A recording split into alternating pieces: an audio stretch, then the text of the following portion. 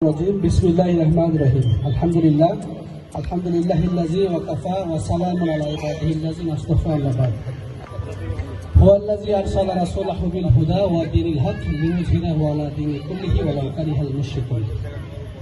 আজকে উদয়ন শিল্পী গোষ্ঠী কর্তৃক আয়োজিত ঈদ পুনর্মিলনী ও মরক্কো সাংস্কৃতিক অনুষ্ঠানে উপস্থিত সম্মানিত অতিথিবৃন্দ, উপস্থিত সম্মানিত দর্শকবৃন্দ, আসসালামু আলাইকুম ওয়া রাহমাতুল্লাহি ওয়া বারাকাতুহু।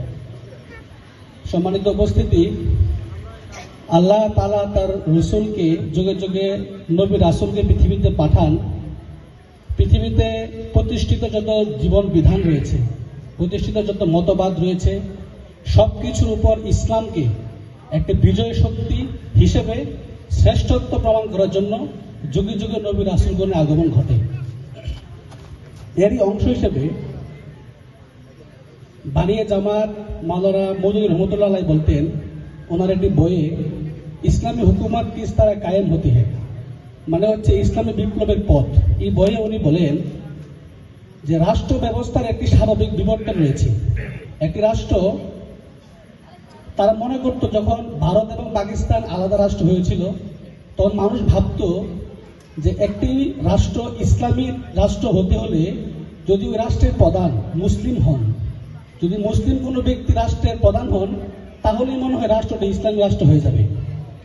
এটা এত আকাশকুসুম একটি বিষয়। আম গাছ লাগিয়ে যেভাবে জাম প্রত্যাশা করা যায় না, ঠিক সেমভাবে ইসলামী উপায় উপকরণ, ইসলামী রাষ্ট্র ব্যবস্থার স্বাভাবিক বিবর্তন ছাড়া একটি কমপ্লিট ইসলামী রাষ্ট্র কায়েম সম্ভব না। ঠিক সেমভাবে আজকের এই আয়োজনটি সেই স্বাভাবিক রাষ্ট্র ব্যবস্থার বিবর্তনের একটি অংশ। আমি মনে করি একটি দেশকে আদর্শিকভাবে গড়ে তুলতে হলে সাংস্কৃতিক অঙ্গনে বিপ্লব ছাড়া কখনোই দেশকে সুস্থভাবে সুন্দরভাবে কল্যাণ রাষ্ট্র গঠন সম্ভব না। সেই জায়গা থেকে আজকের এই আয়োজনটিকে আমি মনে করব আগামী দিনে এই বাংলাদেশকে একটি সুন্দর আয়োজন, সুন্দর বাংলাদেশ বিনির্মাণের জন্য চমৎকার একটি ভূমিকা পালন করবে ইনশাআল্লাহ।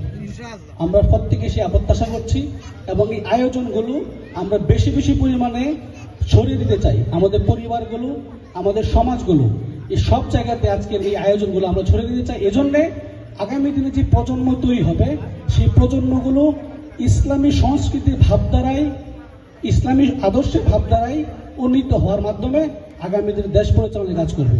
আজকের আয়োজনে আমাকে কথা বলার সুযোগ দেওয়ার জন্য আজকের আয়োজনের কর্তৃপক্ষকে আন্তরিক কৃতজ্ঞতা জানিয়ে আমার কথা শেষ করছি। ওমা তৌফিক ইল্লা বিল্লাহ। আসসালামু আলাইকুম ওয়া রাহমাতুল্লাহ। ধন্যবাদ মেহেদী হাসান তুহিন।